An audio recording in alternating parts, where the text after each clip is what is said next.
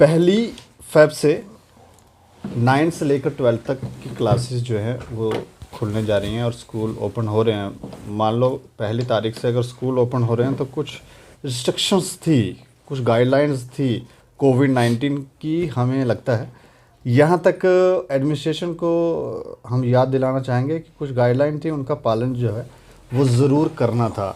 लेकिन शिक्षा जो है वो ऑफ़लाइन और एग्ज़ाम ये भी ऑफ़लाइन करने की जो है बात की जा रही है। बच्चे, छोटे छोटे बच्चे हैं, वो भी अब इस बारे में सोच रहे हैं कि ये क्या हो रहा है हमारे साथ। भ्रम सा पैदा हो रहा है और अगर बच्चों में ही इसी समय छोटी एज में ही अगर भ्रम पैदा होने लग जाए तो आप समझें कि हमारी शिक्षा की दिशा जो है वो किस तरफ है। इसी विषय पर हमारे साथ बात करने के लिए अमित कपूर हैं जो पेरेंट एसोसिएशन के प्रधान हैं। सर, आपका बहुत बहुत स्वागत है। Thank you Deepak ji. अच्छा, ये ऑनलाइन एग्ज़ाम और पहले ऑफ़लाइन एग्ज़ाम, दो ऑप्शन हमें लगता था देने चाहिए। ये क्या लग रहा है आपको कि एडमिनिस्ट्रेशन क्यों ये ऐसा फ़ैसला ले रही है? और दूसरा, स्कूल ओपन कर रही है 1 फेब से और छोटे बच्चे जो हैं वो 8 फेब से स्कूल जाएंगे।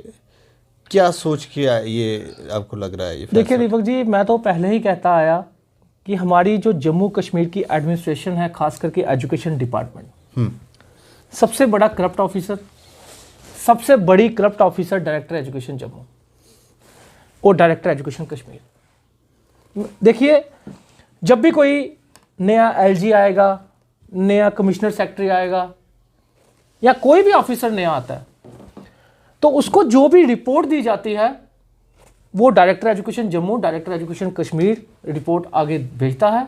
उसके बाद ऑर्डर्स निकाले जाते हैं। एलजी ऑर्डर निकालेगा, VK Singh ji commissioner secretary order निकालेंगे या कोई भी ऑर्डर निकालेगा। तो इसमें आपको लग रहा है कि मैं आपको बताता हूँ, डायरेक्टर एजुकेशन जम्मू ने एक नोटिस निकाला था कुछ दिन पहले कि सीईओ से रिपोर्ट मंगवाई गई और सीईओ ने कहा, सभी सीईओ ने कहा जम्मू के भी और कश्मीर में भी, कि ये कहा गया कि जो कम्युनिटी क्लासेस लगाई गई थी, बड़ा अच्छा रिस्पांस आया पेरेंट्स का और बड़े अच्छे जो इनसे कंसेंट मांगी गई थी पेरेंट्स से, और पेरेंट्स का रिस्पांस आने के बाद हमने ये डिसीजन लिया कि स्कूल खोल दिए जाएं। पेरेंट्स चाहते हैं, स्कूल बच्चे चाहते हैं, स्टूडेंट चाहते हैं, पेरेंट्स चाहते हैं कि स्कूल खोल दिए जाएं। जबकि जो असलियत है बिल्कुल अलग है इससे। कोई पेरेंट्स ऐसा नहीं है।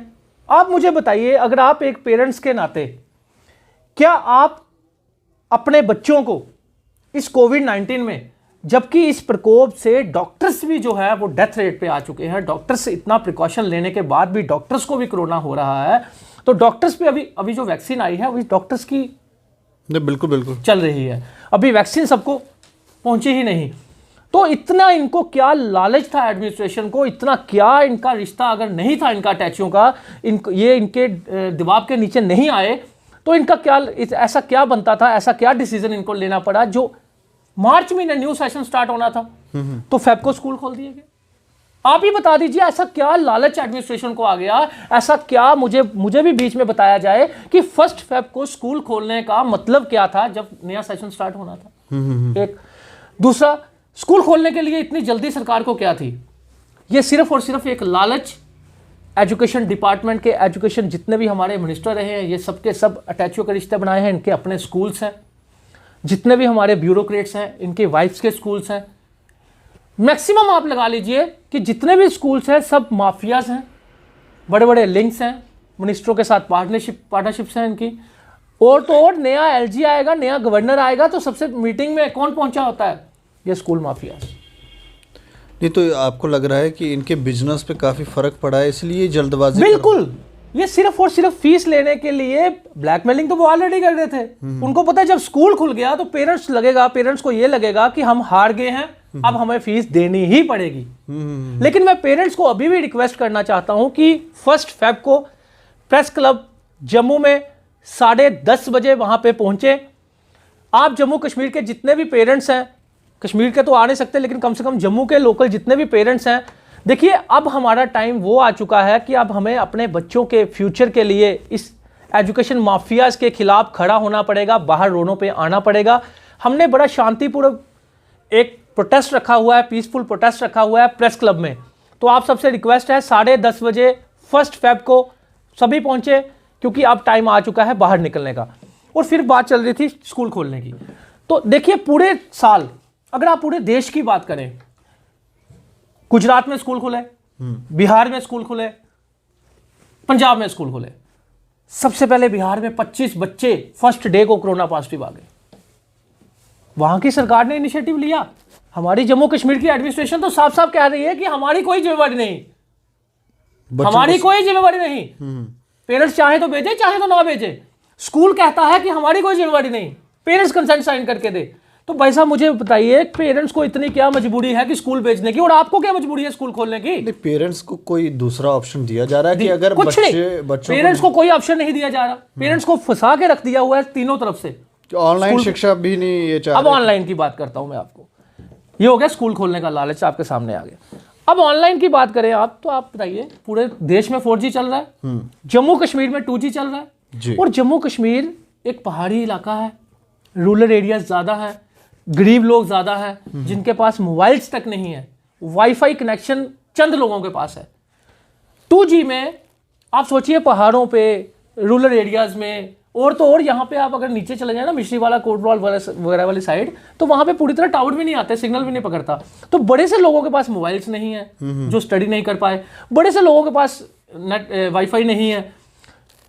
तो कुछ ना कुछ कारणों के कारण यहाँ पे हमारे जम्मू कश्मीर में 2G के कारण ऑनलाइन स्टडी भी बच्चे नहीं कर पाए कंप्लीट जी। तो जो जिनके पास मोबाइल्स हैं, जिनके पास 2G है, वो भी पूरी वीडियो, स्टार्टिंग में आप देखते ही थे, वीडियो पूरी खुल नहीं पाती 10-15 मिनट की। अभी मैं ये पूछ रहा हूँ, नहीं, मैं आपको वही बताने जा रहा हूँ। जब ऑनलाइन स्टडी में बच्चे कंप्लीट नहीं हुए तो ऑफलाइन एग्जाम लेने का मतलब क्या है भाई साहब? नहीं, मैं एग्जाम नहीं पूछ रहा हूँ, मैं ये पूछ रहा हूँ कि जो स्कूल खोले जा रहे हैं उसमें ये ऑप्शन दिया जा रहा है कि आप ऑनलाइन घर बैठ के, जो पेरेंट्स चाहते हैं कि बच्चों को घर बैठ के वो शिक्षा दे सकते हैं, जैसे ऑनलाइन चल। देखिए, गवर्नमेंट का ऑर्डर तो यही है कि बच्चे चाहे तो ये जो प्री बोर्ड एग्जाम हो रहे हैं या फिर ऑनलाइन ऑफलाइन स्टडी है, आप अगर चाहे तो घर में बैठकर ले सकते हैं ऑनलाइन स्टडी। लेकिन स्कूल्स ऐसा नहीं कर रहे। स्कूल्स पेरेंट्स को जबरदस्ती फोन करके बोल रहे हैं कि जो बच्चा स्कूल में आएगा उसी के एग्जाम लिए जाएंगे, उसी की क्लास प्रमोट की जाएगी, वरना किसी की नहीं की जाएगी। यानी कि स्कूल वालों को एक और ऑप्शन दे देगी कि आप ब्लैकमेलिंग करना जारी रखिए। और आप मुझे बताइए कि पेरेंट्स कंप्लेन कहां करेगा? पेरेंट्स कंप्लेन अगर डायरेक्टर एजुकेशन जम्मू को करता है, या उनकी आओ बात करें, उन्होंने एक बनाया हुआ है आओ बात करें। अगर आप आओ बात करें में अगर लाइव भी अगर मैं बात करता हूं, पहले तो वो फोन नहीं उठाएंगे। अगर वो फोन उठाएंगे, उनको खुद की नॉलेज नहीं है। मैं कह रहा हूं डायरेक्टर एजुकेशन जम्मू को भी नहीं पता कि व्हाट इज ट्यूशन फीस। अच्छा, डायरेक्टर एजुकेशन जम्मू मुझे बता दे कि व्हाट इज ट्यूशन फीस। मैं आपके चैनल के माध्यम से चैलेंज करता हूं पूरे एजुकेशन डिपार्टमेंट को कि कहीं पे भी मीडिया में मेरे साथ डिबेट कर ले, कहीं पे भी बैठ के मेरे साथ डिबेट कर ले, मेरे चंद सवालों का जवाब दे दे, मैं ये पेरेंट एसोसिएशन छोड़ दूंगा, अगर वो सही ऑफिसर है तो। नहीं, ये आपसे तो ये लोग डरते हैं, बात कहां करें? मैं कह रहा हूं डरने की बात नहीं है सर। डरते क्यों है? अगर ये चोर नहीं है, अगर ये करप्ट नहीं है, तो क्यों डरते हैं? मैं नहीं डरता इनसे, मुझे कोई डर नहीं। वो कह रहे हैं कि वो कहते हैं कि आप ब्लैकमेलर हो, कि ब्लैकमेल कर दोगे। भाई साहब मुझे आए ना सामने, वही तो बात है। ब्लैकमेल कौन होता है मुझे आप बताइए? चोर। ये चोर है? आप मुझे बताइए कि मैं आपको, या आप मेरे को क्या करोगे ब्लैकमेल? बताओ, आप ही बता दीजिए, करके बता दीजिए, या मैं आपको करके कैसे करेंगे? मुझसे नहीं होता। वही तो बात है ना। ये चोर और करप्ट ऑफिसर बिठाए गए हैं। इनकी चोरी जो है वो 2019 से स्टार्ट हुई थी।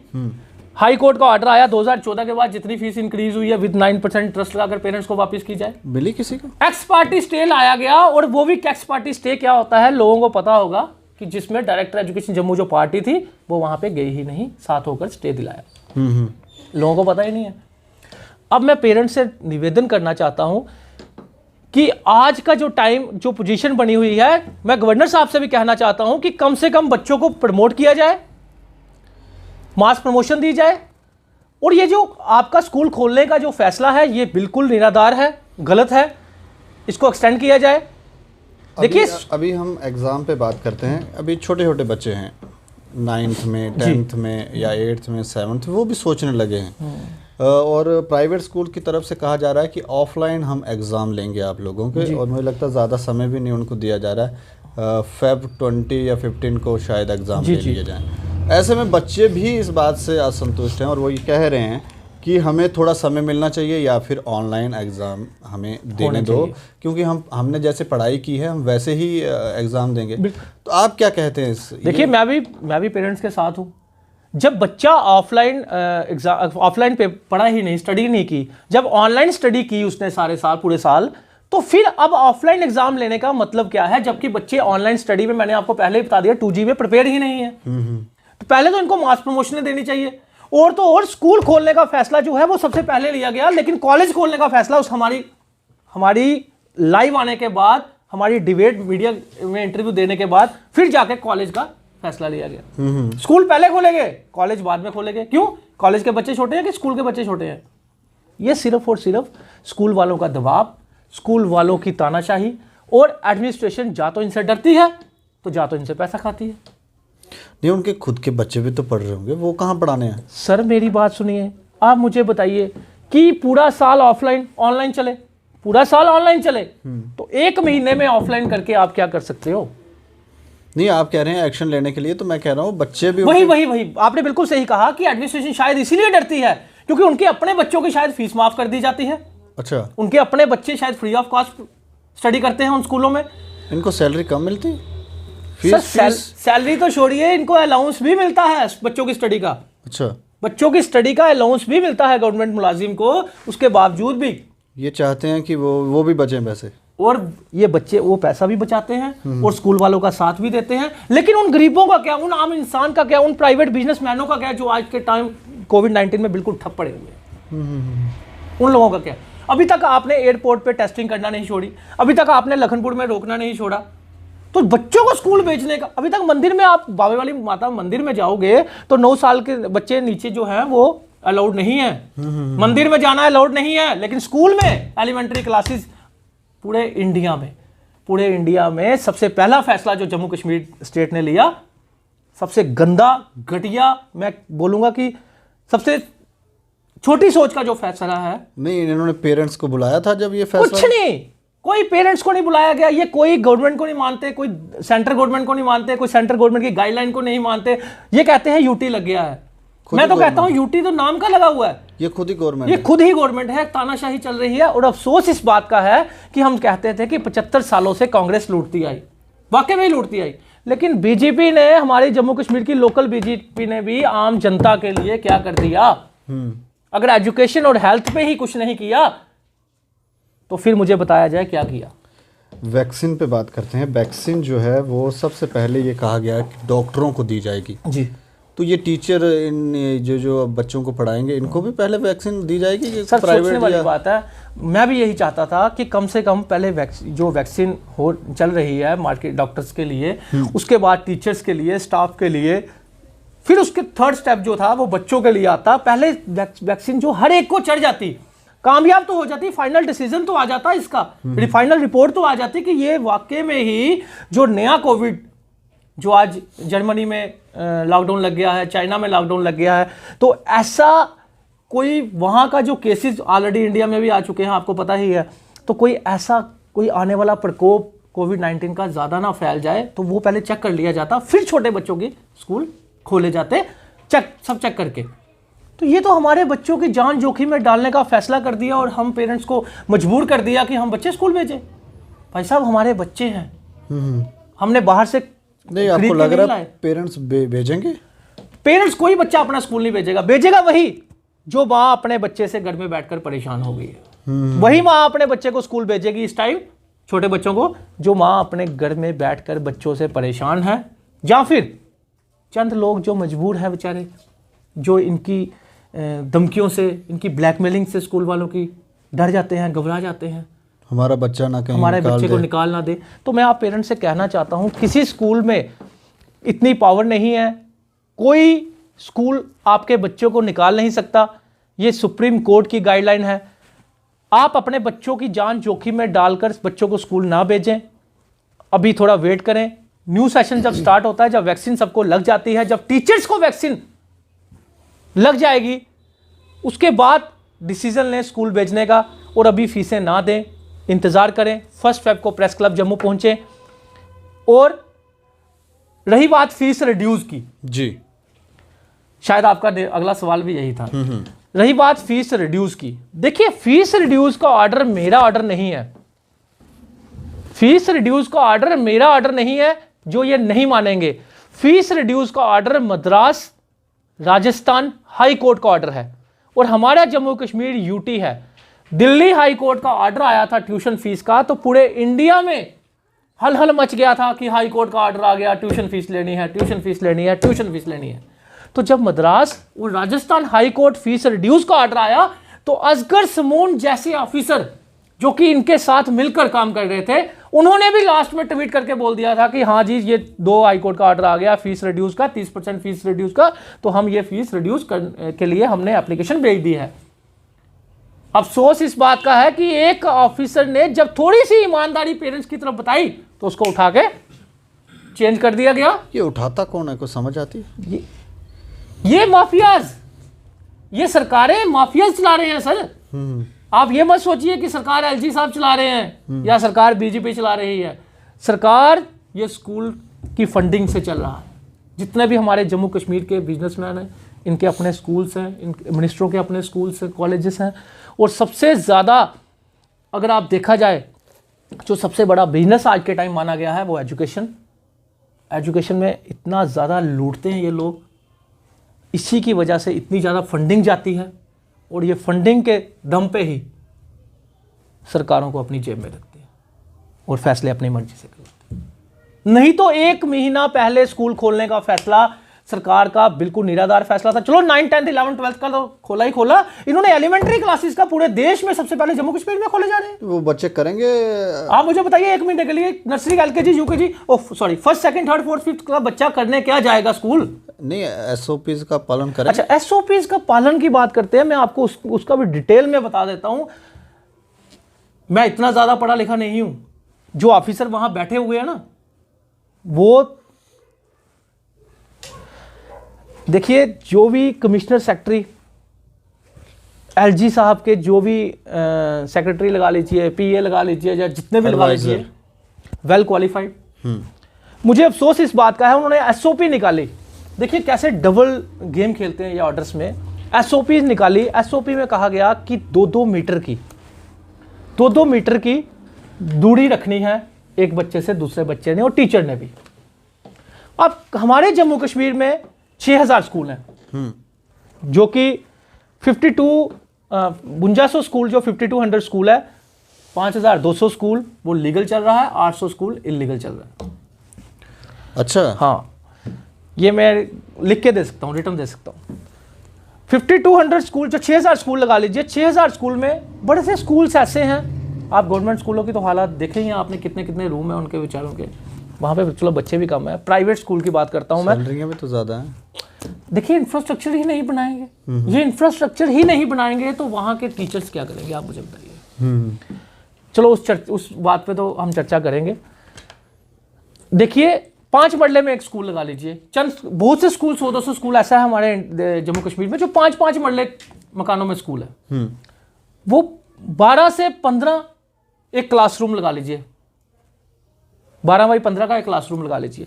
उसमें ज़्यादा बच्चे नहीं मैं लगाता, 20 से 25 बच्चे लगाता हूँ। डेस्क भी लगे होते हैं, 20 से 25 बच्चे होंगे। तो आप मुझे बताइए 2-2 मीटर की दूरी कहाँ से रखेंगे वो?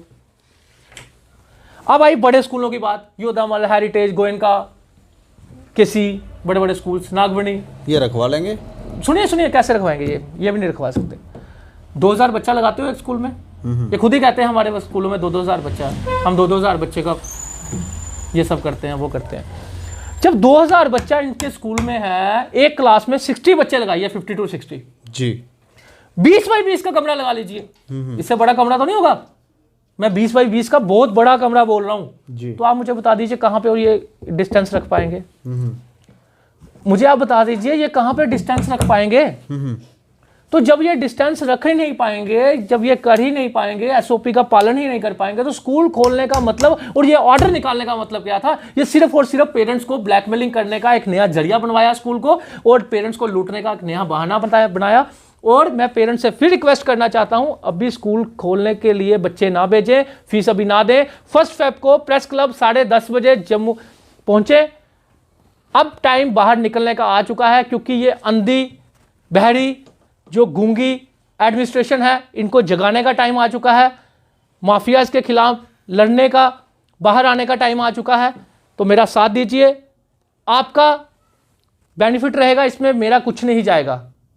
अगर ये लड़ाई में हार भी गया तो मेरा कुछ नहीं जाएगा, नुकसान आने वाले कल के बच्चों के फ्यूचर का होगा, आने वाले कल की जो एजुकेशन महंगी होती जा रही है उनका होगा। अब तो ये सब फैसला आप पे डिपेंड करता है। 8899714901 मेरा नंबर है, 8899714901 मेरा नंबर है। तो प्लीज़ इस लड़ाई में मेरा साथ दीजिए। शुक्रिया हमसे बातचीत करने के लिए। तो ये फ़ैसला जो है वो हमें भी काफ़ी खटका है, और इस तरह के अगर आपको फैसले लेने हैं जहां बच्चों का भविष्य ताक पे लगा रहे हैं, उनकी जान जोखिम में डाल रहे हैं, तो ऐसे में कई प्रश्न उठते हैं। और ऐसा क्यों है कि बार बार पेरेंट्स को प्रदर्शन करने पर मजबूर होना पड़ता है? फिर कहा जाता है कि ये लोग प्रदर्शन कर रहे हैं, इन लोगों की इमेज मार्केट में ठीक नहीं है, ये लोग ब्लैकमेलर हैं।